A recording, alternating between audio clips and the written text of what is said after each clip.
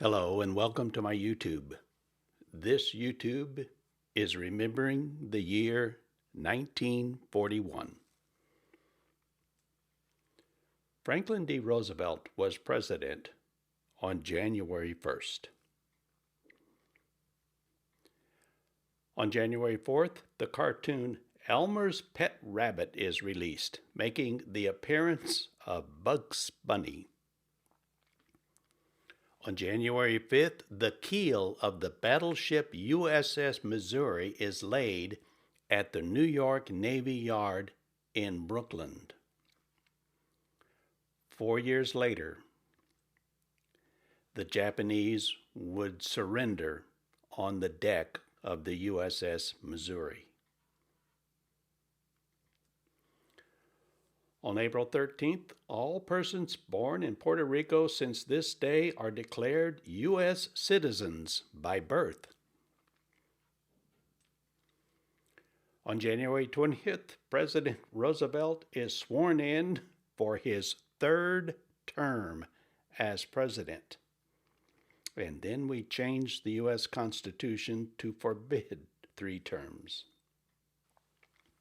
On January 23rd, aviator Charles Lindbergh testifies before the U.S. Congress and recommends that the United States negotiate a neutrality pact with Adolf Hitler.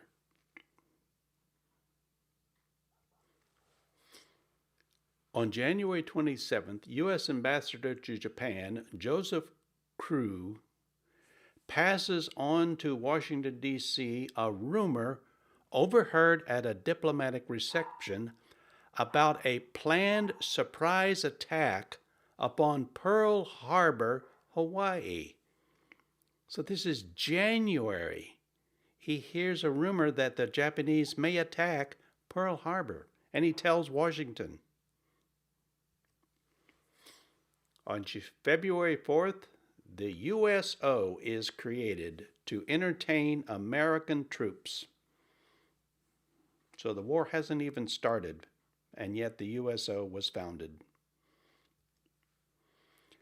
On February 9th, Winston Churchill, in a worldwide broadcast, asked the United States to show its support by sending arms to the British. Quote, "Give us the tools and we will finish the job."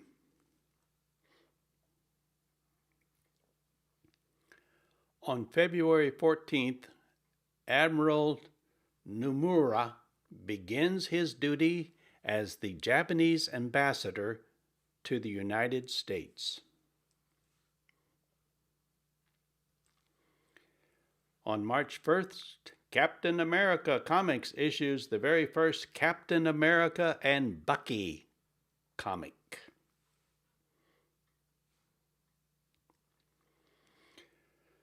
On March 1st, Station W479V begins operations in Nashville, Tennessee, becoming the first fully licensed commercial FM radio station in America.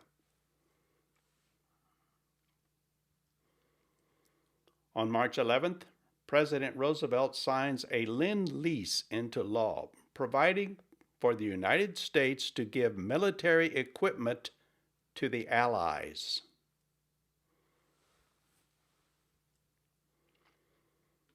On March 13th, all U.S. assets of Hungarian nationals are frozen. So if you're an Hungarian and you have any money in America or resources or real estate, it was frozen. On March 17th, the National Gallery of Art is officially opened by President Roosevelt.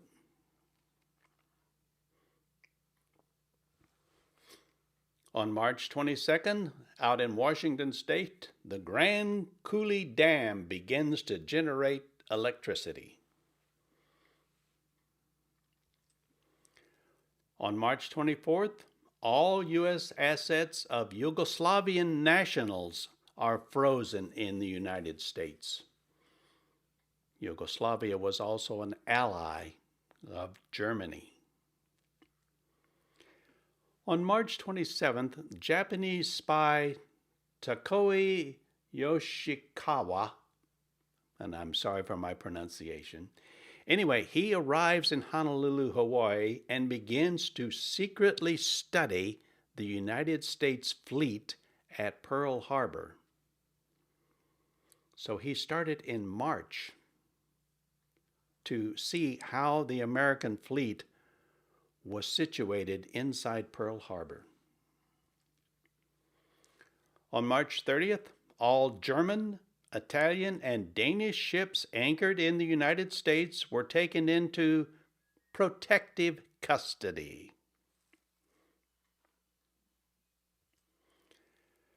On April 9th, the United States acquires full military defense rights in Greenland.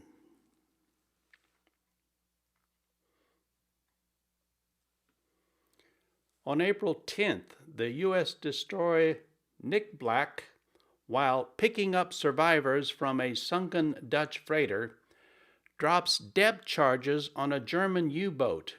These are the first shots in anger fired by an American against Germany.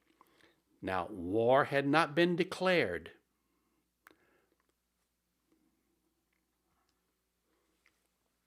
On April 15th, the United States begins shipping Lend-Lease military equipment to China, which had been attacked by Japan. On April 23rd, the American First Committee holds its first mass rally in New York City, with the famous Charles Lindbergh as the keynote speaker. Lucky Lindy, who in 1927 flew his plane, the Spirit of St. Louis, across the Atlantic solo. But he was an admirer of Adolf Hitler. On April 25th, Franklin Roosevelt, at his regular press conference, criticized Charles Lindbergh by comparing him to the Copperheads of the Civil War period.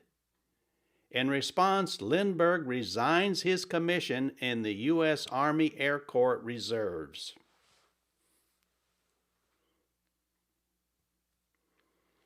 On May 1st, Orson Welles' film Citizen Kane premieres.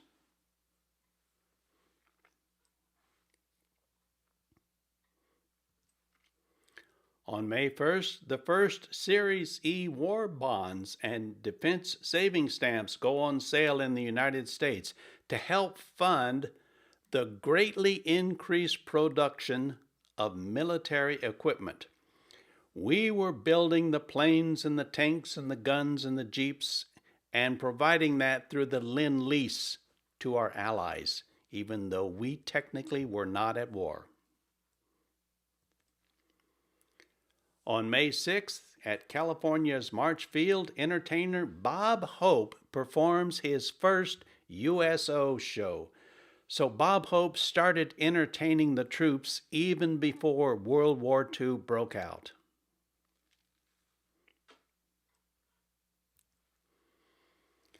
On May 21st, 950 miles off the coast of Brazil, the freighter SS Robin Moore becomes the first United States neutral ship sunk by a German U-boat after its crews had been allowed to disembark. So the submarine surfaced, told them to stop, told everybody to get off the boat, and they got into lifeboats, and then the Germans blew up the ship. And once again, war had not been declared. We were neutral. On May 27th, President Roosevelt proclaims an unlimited national emergency. What this said was, look, Europe is at war, and we need to be prepared. So it ordered our military to start making preparations for war, even though war had not been declared. Roosevelt and our government just felt that there was a high likelihood that we would become involved in this war one way or another. And this is in May. On June 14th, all German and Italian assets in the United States are frozen. A census of all foreign assets are ordered.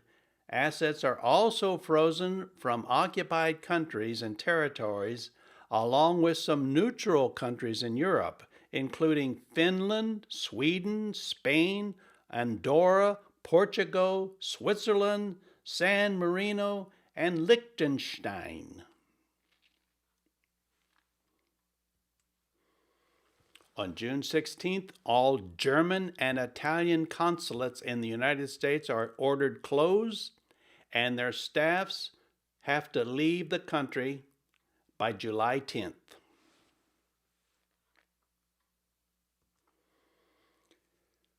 On June 16th, this is the official start of production at the Ford's Willow Run facility in Michigan.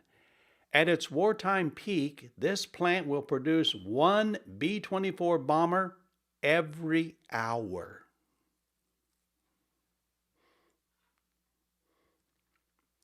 On June 20th, the United States Army Air Force comes into being, taking over the former United States Army Air Corps.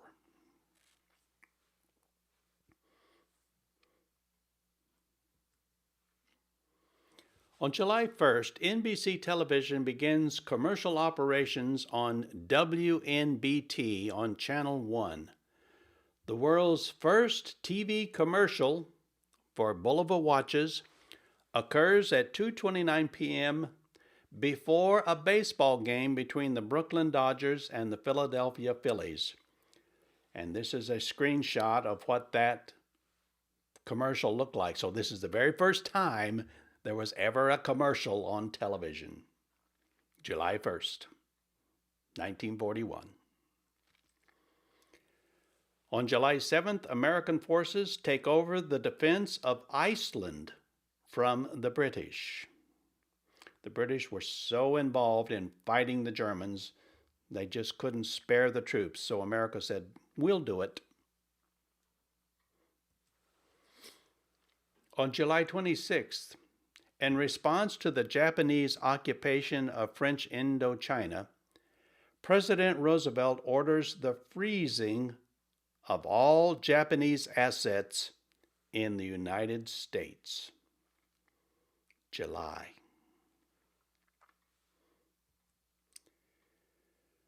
July 28th, 2 days later, after the United States froze Japanese assets, the Japanese responded by freezing the assets of the United States, the United Kingdom, and the Netherlands. And this basically shut off the oil supply and rubber.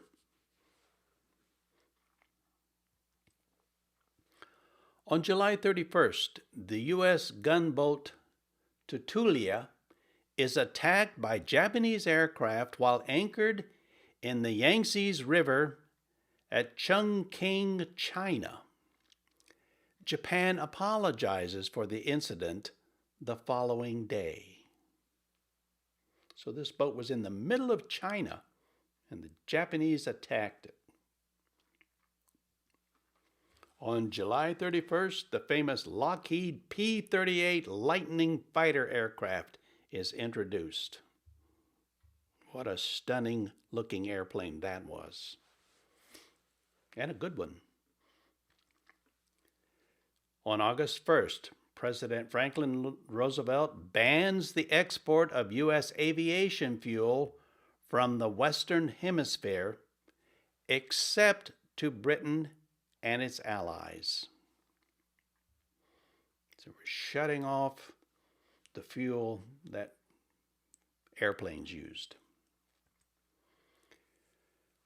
On August 6th, 6-year-old Elaine Esposito undergoes an appendectomy and lapses into a coma that lasts for a record-breaking 37 years until her death in 1978.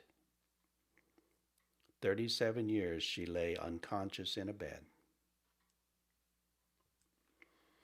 On August 9th, Franklin Roosevelt and Winston Churchill meet at Argentia, Newfoundland, and they formed the Atlantic Charter. What this was it was a plan for what the world would look like if we went to war. If we went to war and won the war, how are we going to organize things? That's what the Atlantic Charter set out. On August 31st, The Great Gildersleeve debuts on NBC Radio. On September 11th, Charles Lindbergh, at the American First Committee rally in Des Moines, accuses, quote, the British, the Jewish, and the Roosevelt administration of leading the United States towards war. Widespread condemnation of Lindbergh followed.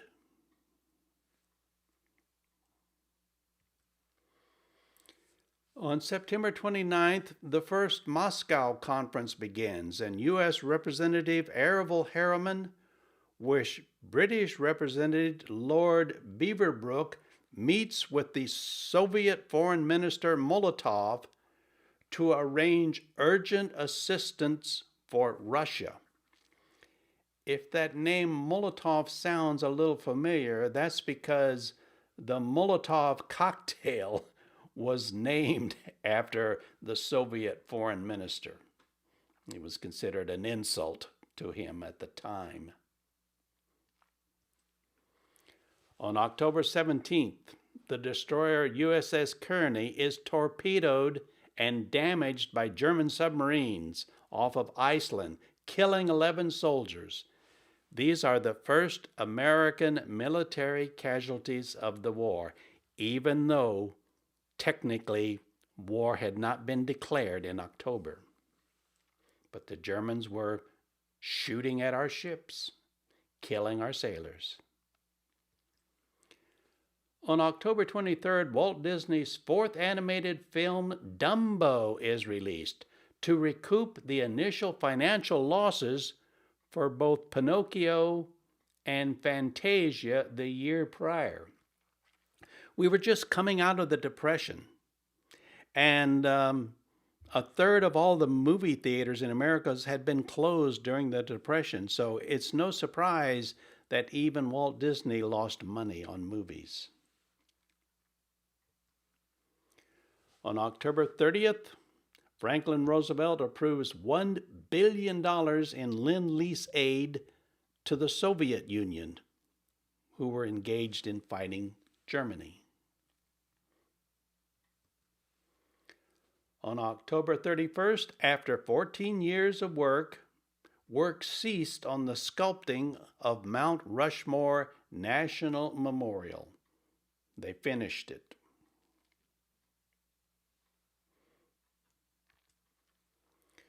On October 31st, the destroyer USS Reuben James is torpedoed and sunk by German submarines off of Iceland, killing more than 100 U.S. Navy sailors.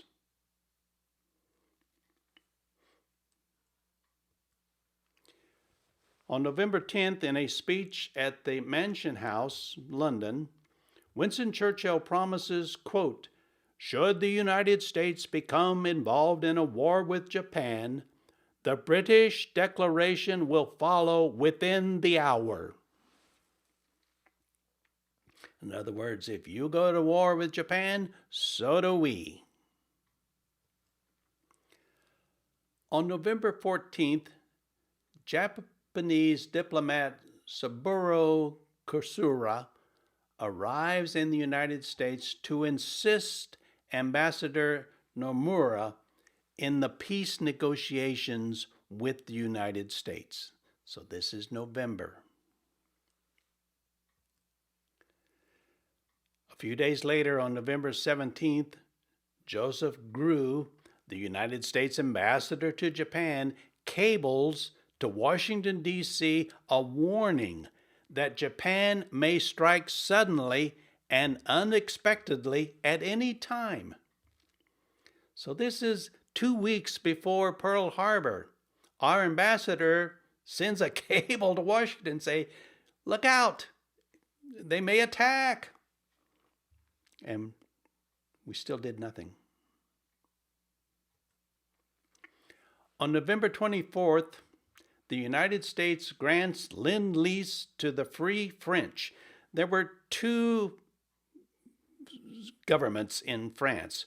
The Vichy government was allies with the Germans, but there were the Free French who were allies with England, and we were supplying troops to the Free French who was fighting against Germany. On November 26th, the Hull Note ultimatum is delivered to Japan by the United States. Hull, our Secretary of State was Cordell Hull. And in this note, the United States demanded that Japan stop invading China and Indochina and give back all the lands, and set out a number of conditions for the United States to get along with Japan. The Japanese considered it very insulting. They considered it almost an act of war. On November 27th, a group of young men stopped traffic on U.S. Highway 99, which is south of Eureka, California. They were handing out flyers proclaiming the establishment of the state of Jefferson. So these men, in fact, they actually stopped some California state troopers and told them to turn around. What they were doing is these were mostly people that lived in the rural part of Oregon and Northern California. And they felt that their state governments just weren't paying enough attention to them. So they were going to organize their own state, and they named it in honor of Thomas Jefferson. It was going to be called the State of Jefferson. So we had this rebellion in Northern California and Southern Oregon. On November 27th, all U.S. military forces in Asia and the Pacific are placed on war alert. So this is more than a week, almost 2 weeks before Pearl Harbor. So the word goes out to all of our forces, you're on war alert, you're on war alert. And yet, the sneak attack at Pearl Harbor still happened. Unbelievable. On December 4th, the state of Jefferson is declared in Eureka, California, with John C. Childs as governor. And what happened is when the Japanese attacked and World War II began, everybody quickly forgot about the state of Jefferson, and it died away. On December 6th, President Roosevelt makes a personal peace appeal to the Emperor Hirohito of Japan. December 6th.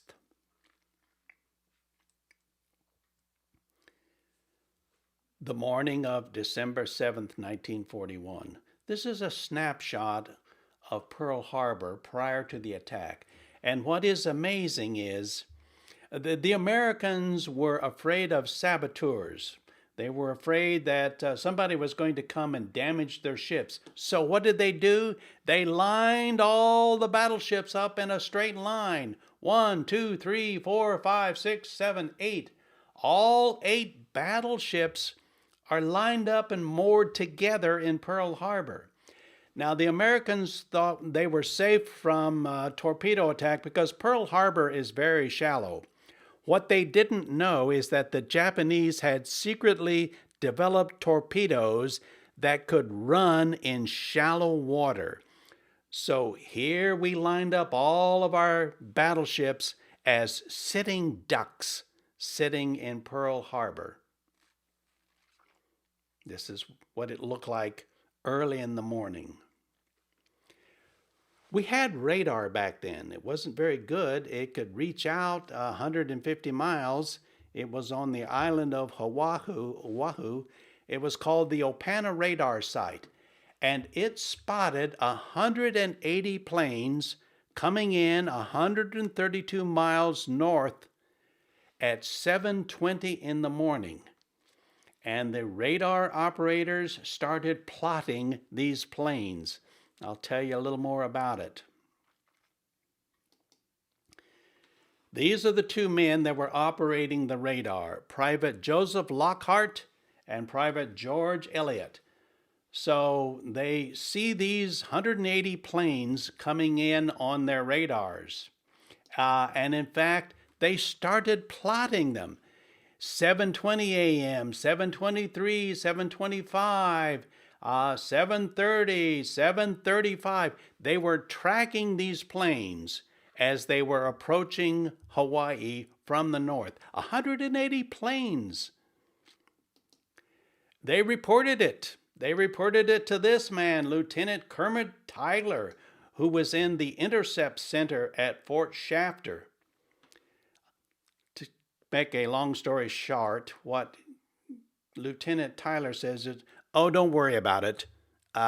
It's probably just some American B-24 bombers that are flying in from the mainland. Forget it. And so they did.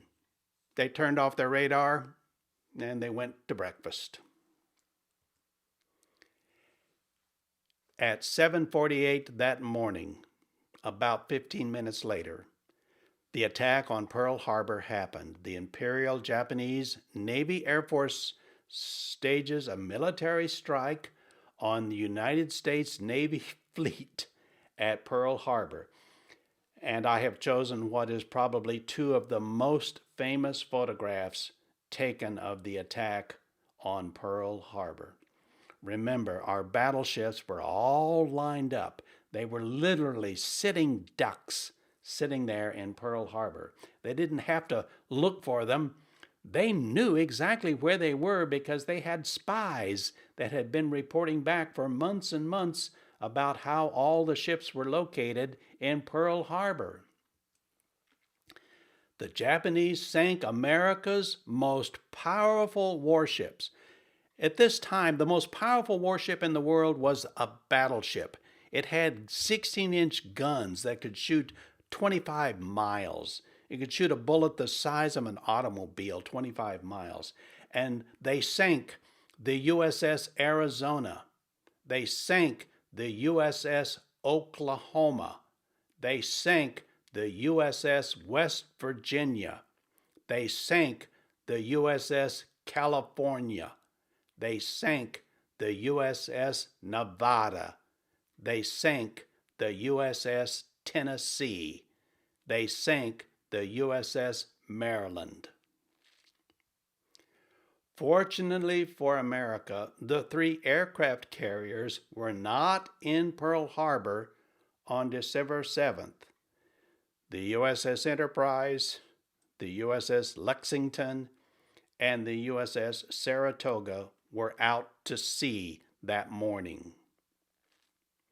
Personal note: the attack on Pearl Harbor resulted in the deaths of 2,403 U.S. personnel, including 68 civilians, and 1,178 were wounded. 24 years later, in 1965, I would be serving as the chief nuclear reactor officer aboard the nuclear-powered aircraft carrier USS Enterprise, which was named in honor of that World War II carrier. And I remember how emotional it was. The Enterprise had been moved from the East Coast to the West Coast. We were now homeported in Alameda, California, and we were on our way to Vietnam. And on our way to Vietnam, we stopped in Pearl Harbor. And this is an actual photograph of my ship as we passed the memorial, the Arizona Memorial in Pearl Harbor. Now, what we didn't know is 45,000 people showed up at the dock to greet our ship. I still get chills. just thinking about it. On December 8th, Franklin Roosevelt gives his infamy speech to a joint session of Congress. Within an hour, the United States declares war on Japan, and the declaration was signed. I want you to hear that speech. This is without a doubt one of the most important speeches in American history. So I've gone onto YouTube and I've recorded it, and I'd like to play it. It takes just a few minutes. Let's listen.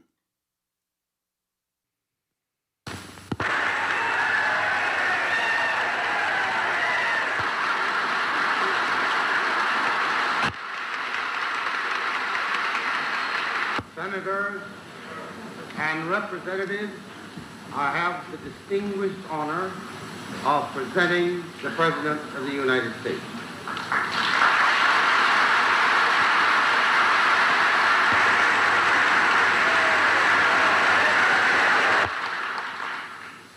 Mr. Vice President, Mr. Speaker, members of the Senate, of the House of Representatives,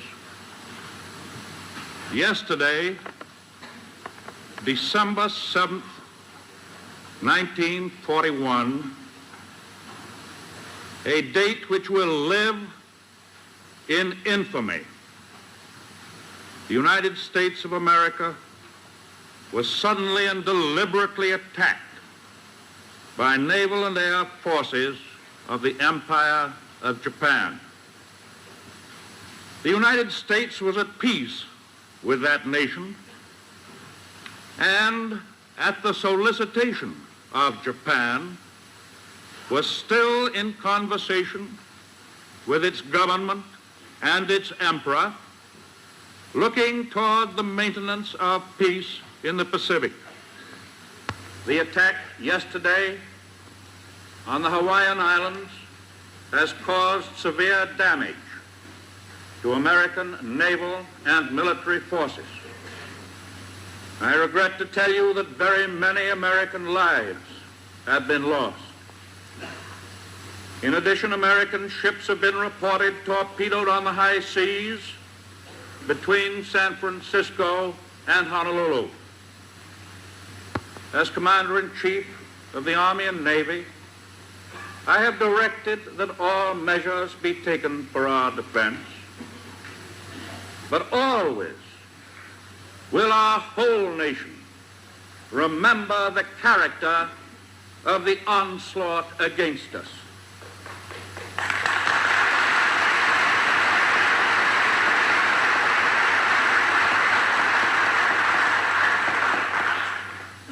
No matter how long it may take us to overcome this premeditated invasion, the American people in their righteous might will win through to absolute victory.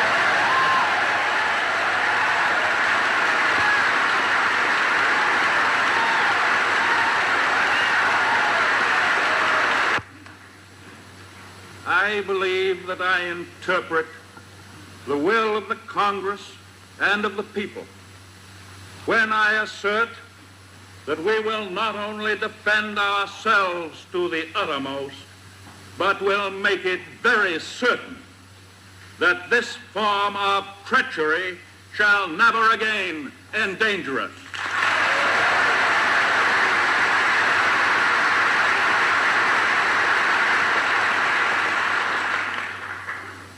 Hostilities exist. There is no blinking at the fact that our people, our territory, and our interests are in grave danger. With confidence in our armed forces, with the unbounding determination of our people, we will gain the inevitable triumph. So help us God.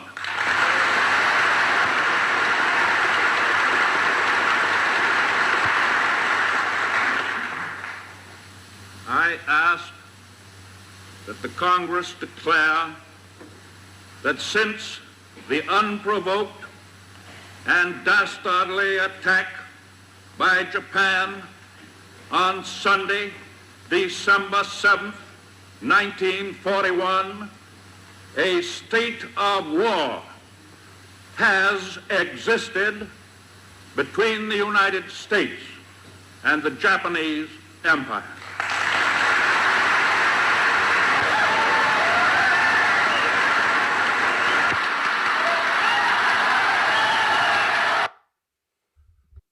On December 11th, Germany and Italy declare war on the United States. The United States responds in kind. On December 12th, Romania declares war on the United States, with diplomatic relations also being severed by the two countries. On December 12th, the United States seizes the French transatlantic liner SS Normandy. This is because the French government, the Vichy government, was an ally of Germany at the time. On December 19th, the United States Naval Academy in Annapolis, Maryland graduates its class of 1942 a semester early so as to induct the graduating students without delay into the United States Navy and/or Marine Corps as officers for immediate stationing in the war. So they said, look, guys, we need you. We need officers. So we're going to just forget the last semester. You're graduating now. On December 20th, Admiral Ernest King is appointed Commander-in-Chief of the U.S. Fleet in the Pacific. On December 23rd, a second Japanese landing attempt on Wake Island is successful, and the American garrison surrenders after a full night and morning of fighting. On December 26th, Winston Churchill becomes the first British Prime Minister to address a joint session of the U.S. Congress.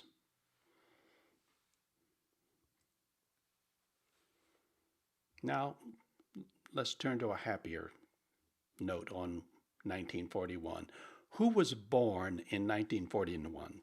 You're going to recognize a lot of these people. The folk singer Joan Baez. What she looked like then, what she looks like now. Faye Dunaway, the actress of Bonnie and Clyde fame. The great singer Neil Diamond.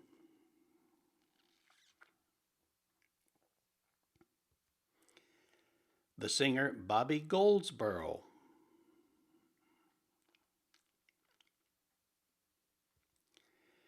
The politician and Vice President Dick Cheney. The actor Nick Nolte.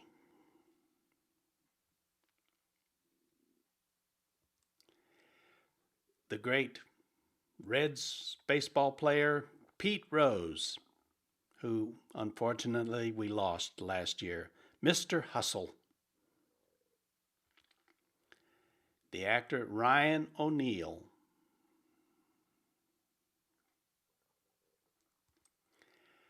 The great folk singer Bob Dylan, former boyfriend of Joan Baez.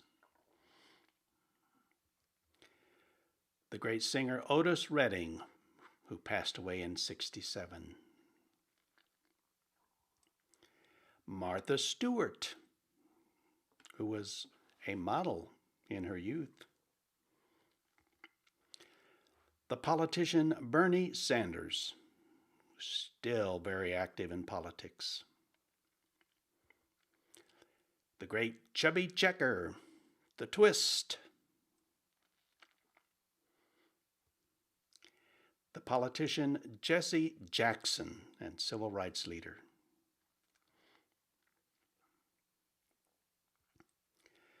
the great singer Paul Simon,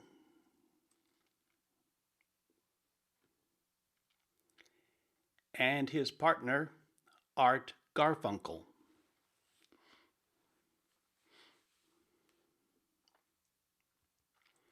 The actor Beau Bridges.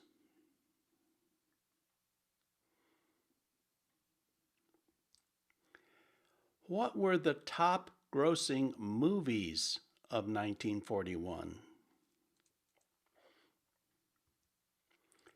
Number 1, Sergeant York, starring Gary Cooper. Second, Honky Tonk, starring Clark Gable and Lana Turner. There's some big names.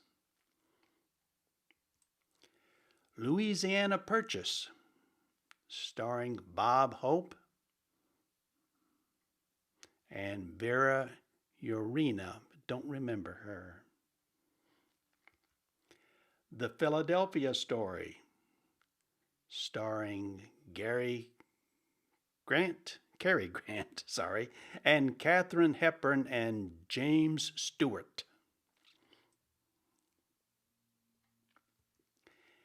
And Caught Up in the Draft, starring Bob Hope and Dorothy Lamour.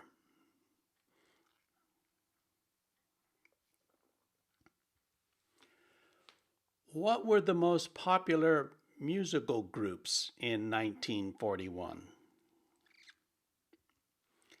The Glenn Miller Orchestra, the Jimmy Dorsey and his orchestra, Tommy Dorsey and his orchestra, Bing Crosby, and the great drummer Gene Krupa and his orchestra.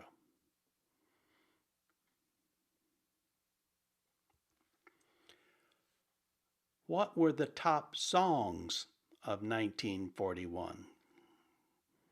This is based upon record sales, jukebox plays, and radio plays.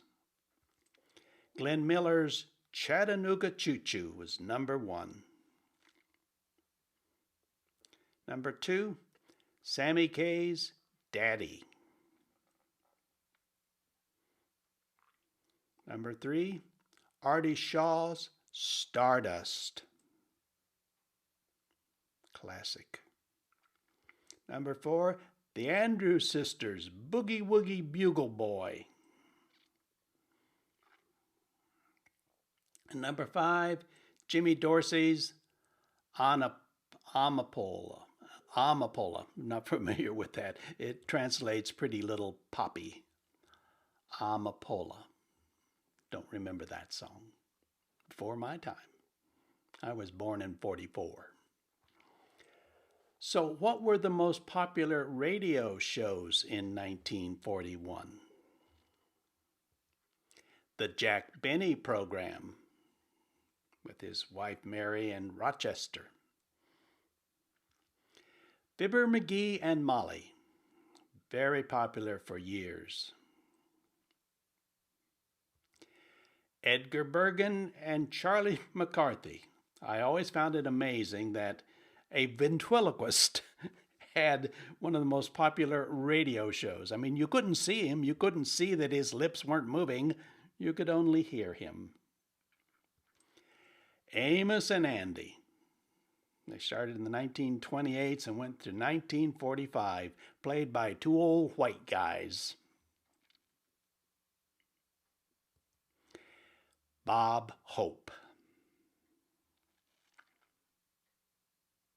I remember I was on a business trip in the 70s, and I was sitting in a airport, and I noticed an elderly man shuffling along, and there was a young woman helping him, and I looked at him, and it was Bob Hope, traveling all by himself. So what was introduced back in 1941? aerosol spray cans. And one of the first thing they put in them was an insect killer, HEP. Cheerios, all the way back to 1941. M&Ms, I still love them. I got a bag of them in my closet right now. Here they were in a metal tin for distribution to our soldiers. Velcro was introduced. The man got the idea. He was out with his dog, and his dog got all of these burrs and stickers all over him, and that's where he got the idea for Velcro. Styrofoam was invented in 1941. The Z1, this was considered the world's first program-controlled computer. Not exactly your laptop, is it? So thank you for watching my YouTube. May God bless those 16 veterans who were there at Pearl Harbor on December 7th, 1941, and are still with us today.